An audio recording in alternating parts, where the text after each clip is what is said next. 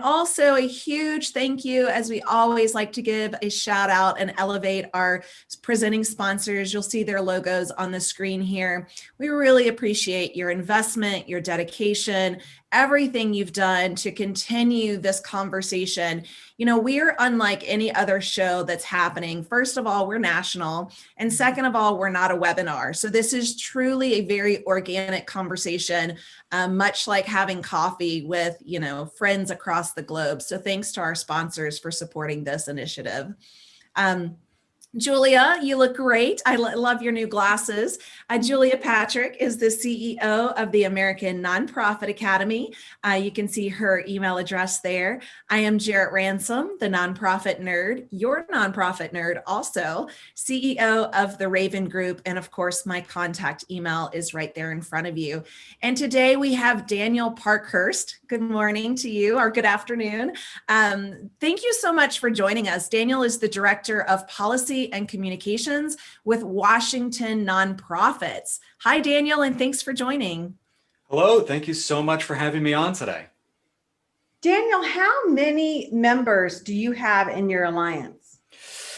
We have over 700 nonprofits who are a part of our association, actively dues-paying members that represent only a fraction of the more than 13,000 nonprofits in Washington state who we represent across the board.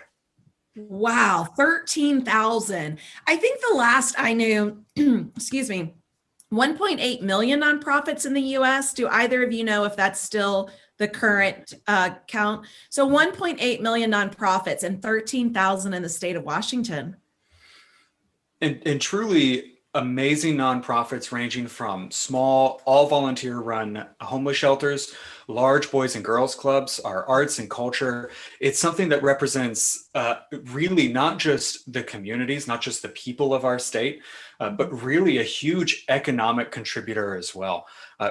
Honestly, it provides more jobs than the construction industry in our state alone. Is that right? It's true. More than 10% of the economy is really run by the nonprofit sector. So it matters not just in terms of the people that we help, which is massive, but in terms of the economic contribution that we make. Well, and I know construction is big. I'd shared with you offline that I had a client in Washington. So I would travel once a month from Arizona to Washington. And I heard something that I thought was a fun fact. And Stephen Shattuck with Bloomerang, he wants to be on Jeopardy. So Stephen, you might need to know this fun fact for Jeopardy, is that Seattle in particular is known to have the most cranes, like the most construction cranes. So construction is big. So if you're saying the nonprofit sector is larger, that tells you really the volume of the sector. Amazing. Really. Well, you know, today we're excited to have you on to talk about nonprofit advocacy. You know, a lot of us get freaked out when we think about advocating for our nonprofit or even our sector within, you know, the nonprofit sector as a whole, because of some of these issues that we think that we could put our tax status in jeopardy or lose our 501c3, C6, all of those sorts of things. So we really wanted to talk to you today. And I have to say, part of the reason why is that, and I was saying this offline, I, for some reason, I've gotten onto your mailing list. And so I get your e-blasts, and I've been amazed at how sophisticated your organization is about pushing forward the concept and the practice of advocacy. So that's really what, you know, why we were driven to get you on to talk to us so that we could kind of understand this more. So what is and what is not nonprofit advocacy? I mean, that's a huge question. Well, first, Julia, thank you so much. You're sweet as sugar.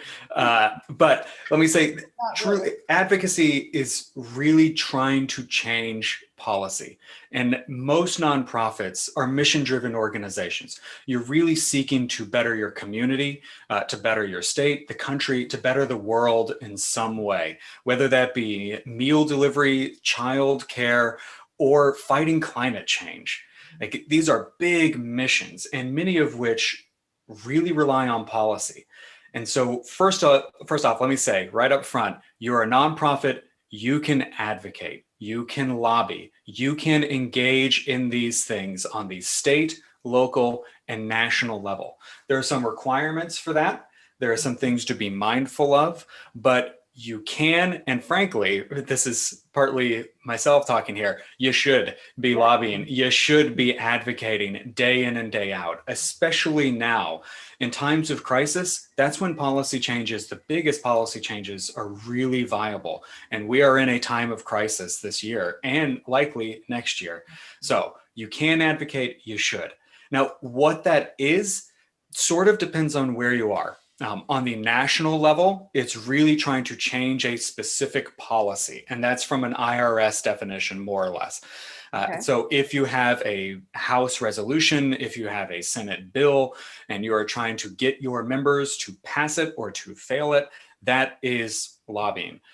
On the state level, it really depends state by state. So Washington State, for instance, if you are educating a legislator that may influence their decision about policy, that counts. On the national side, if you are simply educating about the effects that things have had, it doesn't quite count. So it really depends on where you are. Also, there's a difference between direct, between grassroots, between a whole bunch of other issues that I'm sure that we'll get through in our hopefully fantastic conversation today. I love it. So then it seems to me that when we are talking about this, it kind of is a communications issue. Mm-hmm. You know, it's how you share your story. I was thinking about a pet charity that about 4 years ago took a whole bunch of dogs down to the state capitol where I live.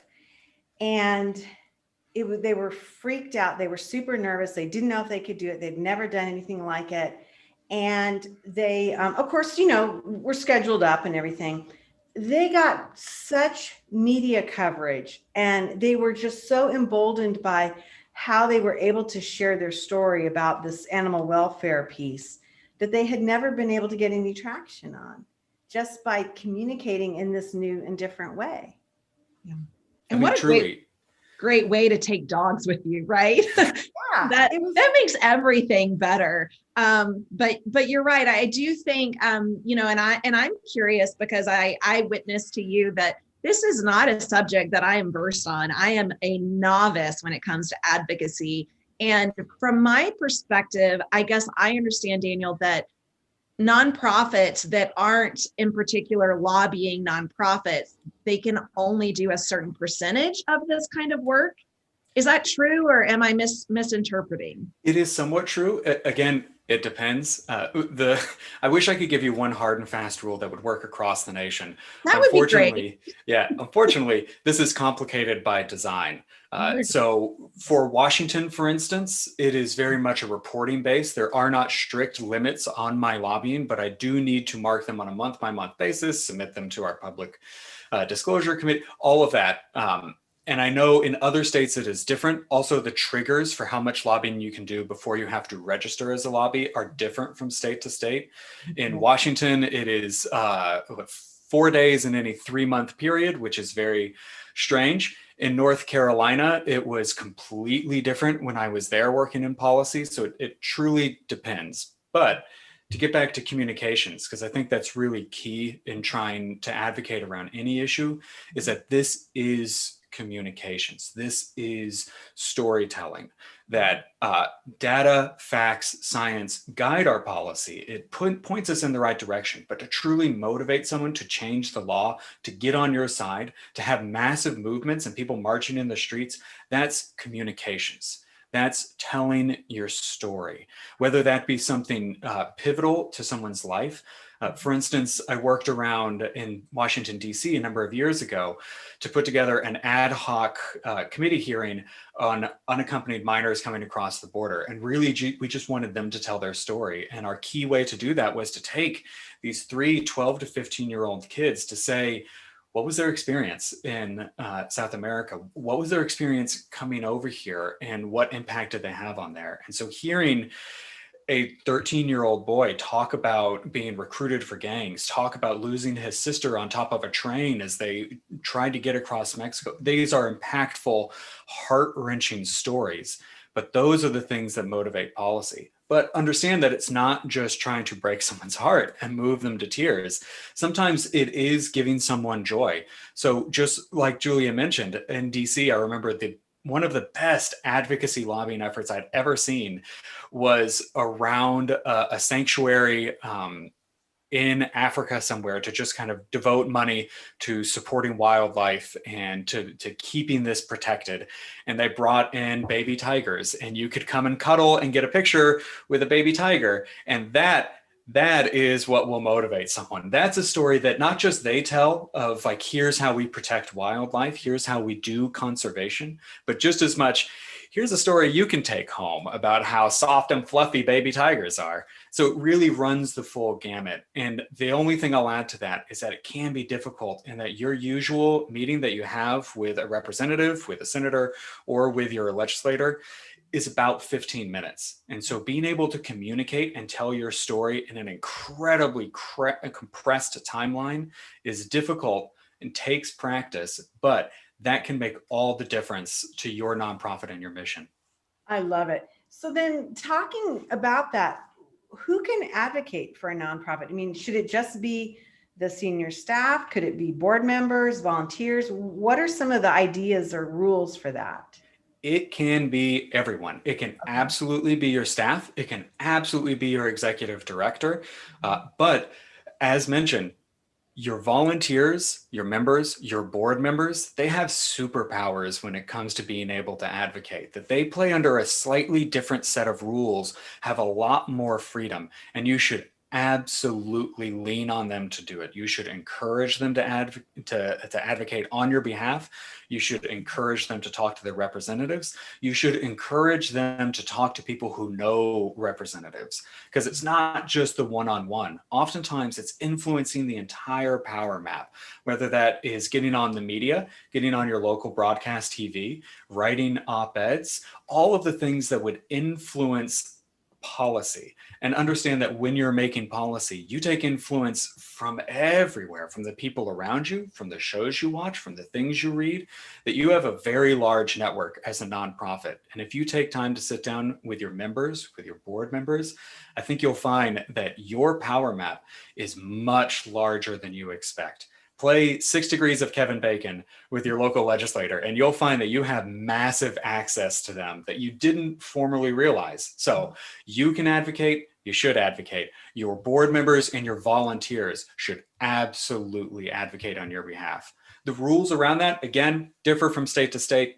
Check with your local groups to figure out what you can and can't do, what you have to count and what you don't.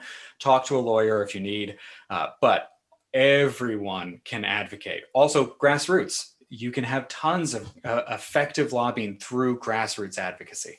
So let's talk about that a little bit then, because I want to get our terminology down. And I have to say, I love what you use, that phrase power map. Me too. I wrote it down. Oh my God. I'm totally like, I'm duh. Why didn't I ever think of that? I just love that concept. Yeah. I mean, I think intuitively we know that, but that was like one of the gems of today. And we're not even halfway through. But let's talk about the difference between political activity and lobbying, because I think that's where you get a little, you strike terror in the heart of people when they're like, well, I'm not a lobbyist, or, am I lobbying? Am I not? Have I reported myself as a lobbyist? Can you kind of give us some thoughts on that? Sure. So usually political activity means elections, that you're trying to influence who gets elected in some ways. And I want to say up right here that if you are engaging in that, you have to be incredibly careful about it. And if you are a 501c3, essentially, don't do it. Do not influence election. Do not do any electioneering. Don't even get near it. Okay. There are some rules that allow for it. If you're a 501c4, then you can do some, but there's very specific language around that. And we can get into that later because it's very detailed, very in the weeds. But if you're a C3, do not electioneer. Lobbying, There are a number of ways to do it. First, I would encourage everyone to do something, this is a little technical, to take a 501h election. If you're a 501c3 and you want to lobby or think you might lobby, this is something you have to do just once. You have to do really before you engage in it, and then you are good. This is on the national side, so this is with the IRS. It's something that's done on the board level. So there are a number of resources out there, but look up 501H election. If you take that, you can engage in lobbying, you can do all these other things. On the state level, it's a little bit different. It truly depends on your state. I would really check in with them about what counts. And again, trying to influence policy is what really, really counts there. So education may or may not. Advocating around specific issues likely does. And you need to check with your local state. Also, sometimes your county has specific rules as well. So I live in Seattle, for instance. So I have the IRS, which has a set of standards, which is largely based on an organization as a whole. I have the state of Washington, which is largely based on my individual reporting, where I report as Daniel to our PDC. But then Seattle has its own separate set, and you have to report to them. And again, that depends on where you're located. So it's complex by design, but I promise it's very easy. I spend on order maybe 30 minutes a month doing all of my reporting. So it's really a small lift in terms of just making sure that you comply with the law. That really puts it into perspective, and I appreciate that. And for all of our listeners and viewers that might be watching the recording, I'd like to add that, maybe go to your alliance within your state to see what policies are what restrictions there are that are specific to your state. We, of course, had someone on from the Utah Association, and she was wonderful. So again, most states, if not all states, have an alliance of nonprofits. So that would be a great place to find out what are the specifics for your area. So Truly. thank you for reminding us that. And that's Daniel, you come to us from the Washington Association, as you mentioned, for those of you that jumped on the call, over 700 members. This is what you do. And so talk to us about the difference between grassroots and direct lobbying, because that's another gray area. It is oftentimes a misunderstanding, really, because direct lobbying is me talking to a legislator directly. Okay. So I usually maintain about 4 to 5 active meetings with our state legislators a month. So that just kind of keeps up my tempo, unless we're in times of urgent need where it can skyrocket, depending. And that me taking a meeting with them, with my boss or with one of our members to tell their story, that is direct lobbying. That's a one-on-one meeting. But I also engage in a lot of grassroots, which means asking someone else to take action. So typically you'll see that in an action alert. That's our verbiage that most of us use, where I will send an email blast to all of our members, or wider, to as wide a list as we can, to say, we need, for instance, right now, we need additional COVID relief now on the state and local level. People are suffering, people are still sick, and nonprofits are carrying us through this, and they need help. They need support like never before. They needed it during PPP, and they need it now. Contact your representative. Here's the script. Here's how you can email them. When I send that out, that's grassroots lobbying. I'm asking those grassroots, all of our members and supporters across the state, across the nation, to contact their representative and make a difference. And I highly encourage people to engage in this. It does count, and you do need to log those hours oftentimes, but I highly encourage it, because representatives, they got into this to make a difference. And the people they are truly beholden to and they listen to first and foremost are their constituents. And if they see a huge number of their constituents saying, COVID relief is still needed, that they need support now, that this can't wait till after an election, this can't wait till later 2021, that people are still hurting, it makes a huge difference in what they do day to day. So don't be swayed just by watching what's happening on the major news networks. They truly do listen to you, and you truly make a difference. And that grassroots effort can be what changes a piece of policy, what changes the outcome. Interesting. My brain is like vibrating. know. This is so much information that's new to me. It's I know. great. So you've totally whipped up a whole bunch of ideas and thoughts. And so we're going to definitely have to continue this conversation and have you back. I want to ask, kind of as our time starts to dwindle here, and I warned you, it goes by fast. Talk about costs associated with this, because I think that, for most nonprofits, we don't even budget for this. We don't even look at this. And if there's a way for us to start saying, how do we take a percentage, or we add on to our communications budget or whatever, like what could we start to look at in terms of this? Because there are a number of costs associated with it. It's partly the tools that you use. So there are a lot of grassroots advocacy tools that do cost money, and you should take those costs into consideration. But a lot of it is just person hours, and you really need to budget around that idea of people will be spending time around this, and you need to catalog that. Now, it's partly for your own budget so that you understand what your organization is doing and what you can do in the future and what you need to do in the future.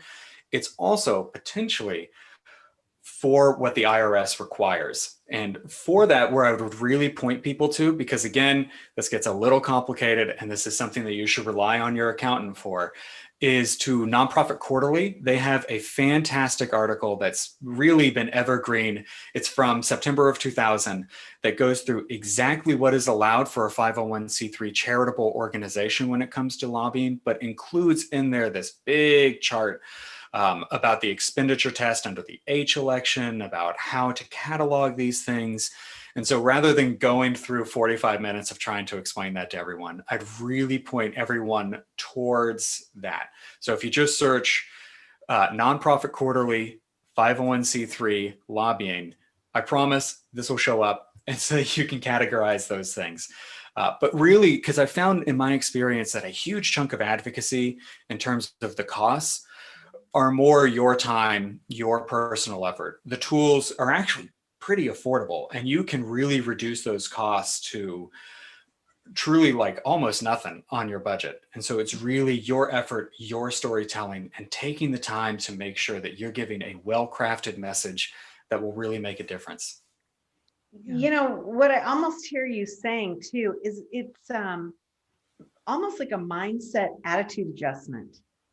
That we need to advocate for our sector and for our work, not just focus in on the donors, but as Jared always says, that return on relationship. What is it that we're doing that makes a more comprehensive view and voice for our mission? I mean, truly, because I think most nonprofits need to go into advocacy thinking about their mission. What is it they really, really want to do? So when I was working in North Carolina for an environmental group called Clean Air Carolina, our mission was clean air, fighting climate change, and environmental justice. Those are the three things. And so every conversation I went into was, how can I, in the long term, make my organization not needed? How can I make the systems and structures in place so that air quality is good forever, so that environmental justice is a thing of the past, and that everyone has equal access to environment and clean air? And how can we take steps so that we have renewable energy, so that we have a good public transportation system, so that we build our cities in a way that we fight climate change directly? If I can do those, I can set policies in place that truly make our mission unneeded, because we've done it right. We've done it right.